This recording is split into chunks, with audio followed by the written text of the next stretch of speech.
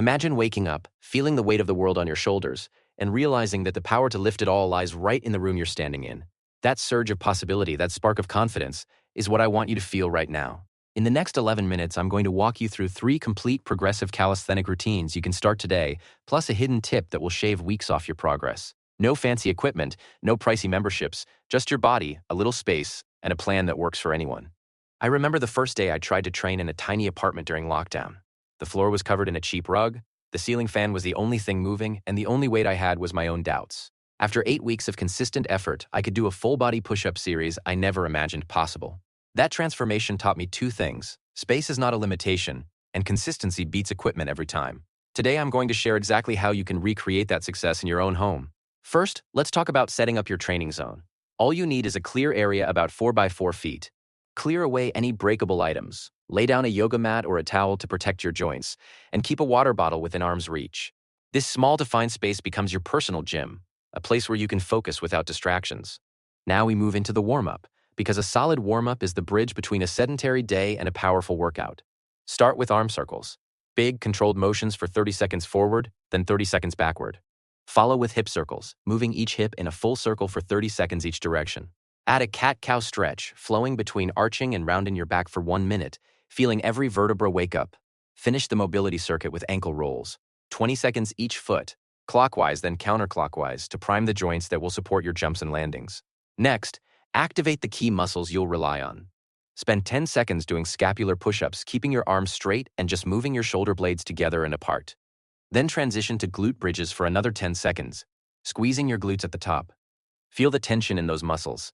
That connection is what turns a simple movement into a strength-building exercise. With your body primed, we dive into the first core routine, upper body push movements. The foundation here is 3 variations of the push-up: incline, regular, and decline.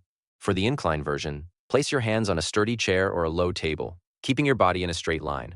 Perform 12 reps, focusing on a steady tempo and keeping your elbows close to your torso. Then drop to the floor for 10 regular push-ups, maintaining a tight core and breathing out as you press up.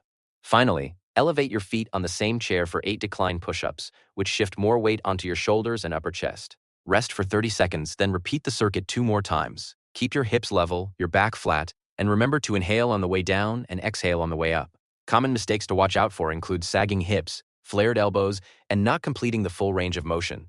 If you can't manage a full decline push-up yet, simply keep your feet on the floor and focus on driving through your shoulders. Consistency with this pattern will quickly build the strength needed for more advanced variations.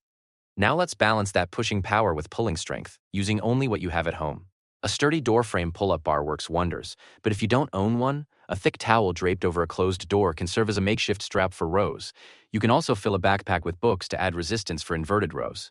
The goal is to train the opposing muscles, your back, biceps, and rear delts, so that your body stays balanced and injury-free. What do you think about training at home? Let me know in the comments. I'd love to hear your perspective. Start with bodyweight rows using the towel. Grip the ends firmly, lean back with your body straight, and pull your chest toward the door for 12 reps. Follow with a set of Australian pull-ups. Feet on the floor, body at an angle. 10 reps, focusing on squeezing the shoulder blades together at the top of each pull. Finish with a set of negative pull-ups. Jump up to the top position and slowly lower yourself over 4 to 5 seconds.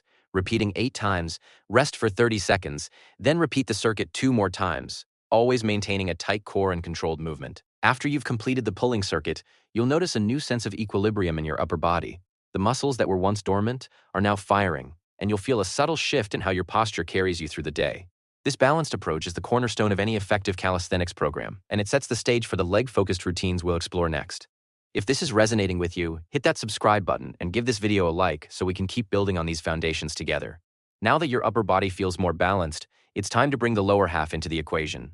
Legs are the engine of every movement, and building a solid foundation there will make every push and pull feel more powerful.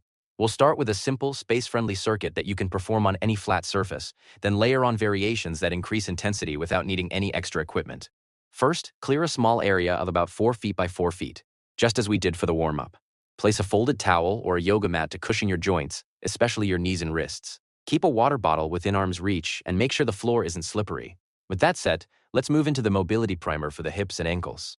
Spend 30 seconds performing gentle ankle circles, then transition into leg swings, forward and back for 30 seconds, followed by side-to-side swings for another 30 seconds. This not only lubricates the joint capsules but also primes the glutes and hamstrings for the work ahead. Now onto the core leg circuit. The backbone of this routine consists of 3 movements: bodyweight squats, alternating forward lunges, and glute bridges. Start with 12 repetitions of a deep squat. Remember to keep your chest up, elbows pointed down, and push your knees outward as you lower yourself. When you reach a position where your thighs are parallel to the floor or lower, pause for a brief moment, then drive through your heels to stand. Immediately follow with 10 alternating forward lunges on each side. Step forward with your right foot. Lower your hips until both knees form 90-degree angles. Then push back to the starting position and repeat on the left side. Keep your torso upright throughout and engage your core to maintain stability. After the lunges, transition into 15 glute bridges. Lie on your back with your knees bent and feet flat on the floor, hip-width apart. Press through your heels, lift your hips toward the ceiling, squeeze your glutes at the top, and hold for a count of 2 before slowly lowering. This movement targets the posterior chain, reinforcing the muscles that support your squat and lunge mechanics. Perform this 3-exercise circuit for 3 rounds, resting 30 seconds between each round.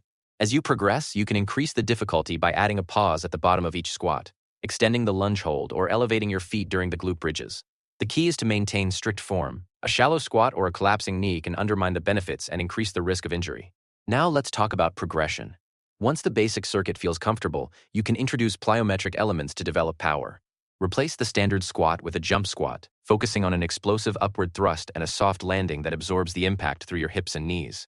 For the lunges, try jumping lunges, alternating legs in the air while keeping the landing controlled. And for the glute bridges, perform a single leg bridge extending the opposite leg straight out while you lift your hips. Each of these variations adds a new stimulus, encouraging muscle fibers to adapt and grow stronger. While you're building strength, it's also important to address flexibility. After the leg circuit, spend a minute performing a standing quad stretch, pulling each foot toward your glutes while keeping your knees together. Follow with a seated hamstring stretch, reaching toward your toes while keeping your back straight.